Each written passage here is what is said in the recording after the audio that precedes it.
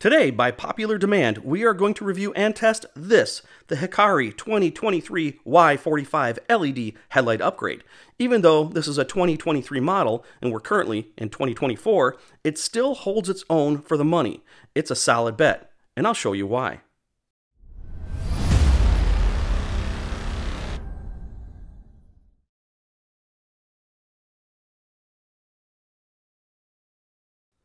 Hello everyone and welcome to Car Light Reviews, where I review and test car lighting upgrades in a simple and easy to understand manner so you can make the safest and best choice when it comes to upgrading your vehicle lighting and save you some money in the process.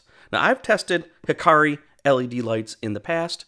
First, the 2023 Hyperstar, which did okay, but not spectacular. And then the other, one that you should know very well by now if you follow this channel, the 2023 Titanova, which was my choice for the 2022 LED headlight upgrade of the year. Just a great light upgrade overall. However, the Titanova's performance comes at a price, and one that not everyone can cover. So it's been suggested that I test this, the Hikari 2023, sometimes known as the Y45.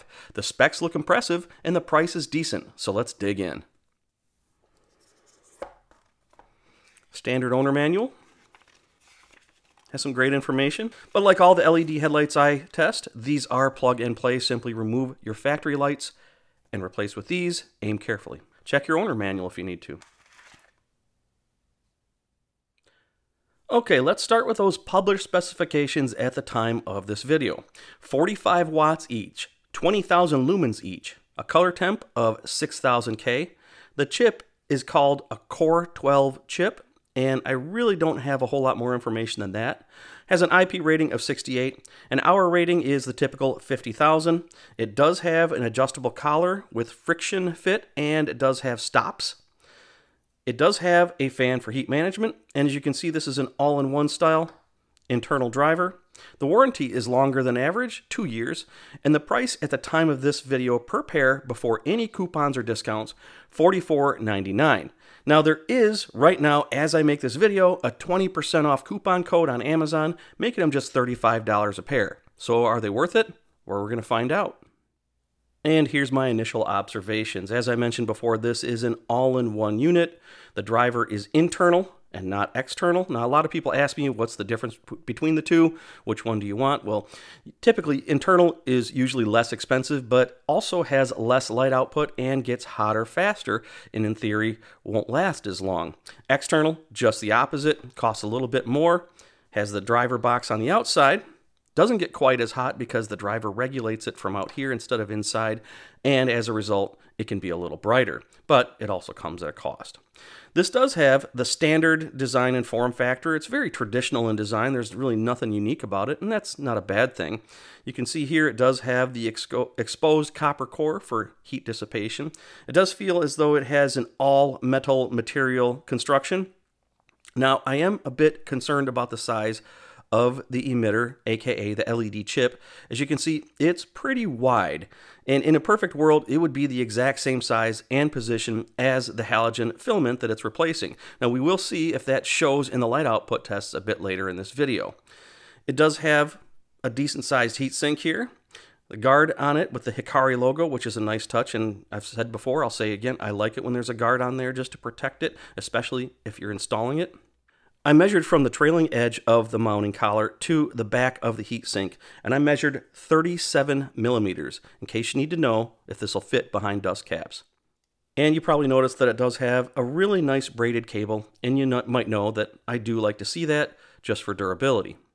And it does have a customer service tab right here on the cable, so in case you have any problems, you don't have to scrounge around to find it. So to summarize, pretty standard overall, but decent build quality, and it's a budget-friendly, all-in-one LED headlight upgrade. But how does it perform compared to halogen and other lights that I've tested the same way? Well, we're almost to that point. Now, before I go any further, I have to mention this as I do in every video I make. This is very important. You got to aim your headlights after every replacement, or at least yearly, so you put the light where it is useful and not in oncoming driver's eyes.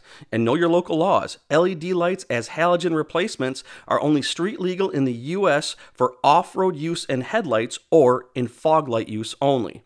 So now let's take a look at how the Hikari 2023 Y45 does in the testing. Starting with the projector, 1,486 lux or 761 over the halogen 725 lux measurement. Not bad at all for an all-in-one.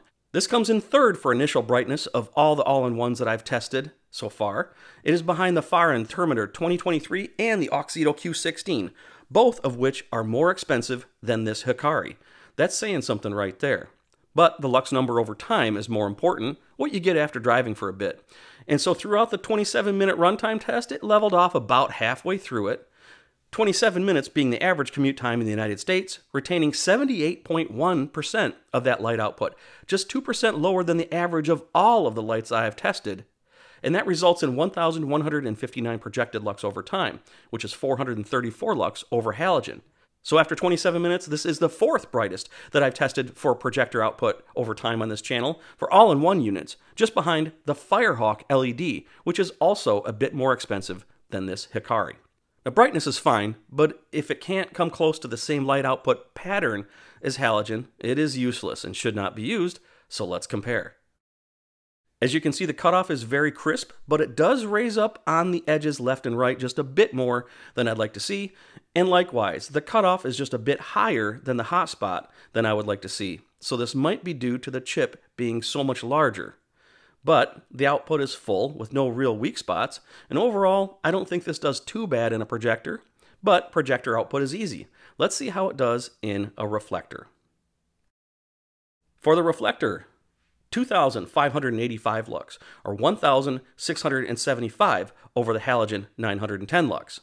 This is the fourth brightest initial reflector output for all-in-one units that I've tested, still behind the Far Thermometer 2023. And factoring in that 78% light retention over time, you get 2,016 usable lux, or 1,106 over halogen. This is the fifth for initial brightness for an all-in-one style for a reflector, just behind the Diode Dynamics SL2 Pro that I recently tested. And let's compare the reflector output to halogen. I think that large chip size that I mentioned before hurts it just a little bit. You can see light in areas here with the Hikari that is just not there with halogen. While it's not much light, and probably not a big deal, I would aim these carefully and pay attention to any scattering that you might see. But otherwise, the output is full, and I don't see anything else that is of great concern based on my test environment. As I mentioned, there is a published rating of 50 watts per light, and I observed 42.8 during testing. For heat management, after 27 minutes of runtime, the average commute time in the United States, my thermal camera recorded 256 degrees Fahrenheit or 124 degrees Celsius. So this does run about average for all of the all-in-one units that I've tested so far. It is advertised at a color temperature of 6,000 K, and my meter measured almost exactly that. Very nice. Now, like all my videos, all of the data that I covered in this video is logged in my Headlight Specs datasheet, which is a free download that you can use to guide your purchase decision based on your needs and budget. And if you want to narrow it down to the all-in-one units, look at the driver temperature column. Since all-in-ones don't have an external driver, the value on my spreadsheet will be NA. Here's my final thoughts on the Hikari 2023 Y45. So far, I think this is a very good value all-in-one based on my testing. The price is right for the quality of materials and the output. As I mentioned, around $35 per pair after discounts at the time of me making this video. So if you're looking for a good budget all-in-one and you want to grab a set of these to see if they perform as well for you, then hit the link in the description below. I do urge you, just aim these carefully, especially in a reflector. So as always, thanks for watching. I hope this video helps you to find the right lighting upgrades for your needs so you can enjoy your car more and save some money. You all know what comes next, right? Well, if you don't, you haven't watched enough of my videos. Otherwise, you got it. Keep your headlights aimed and drive safely, responsibly, and respectfully.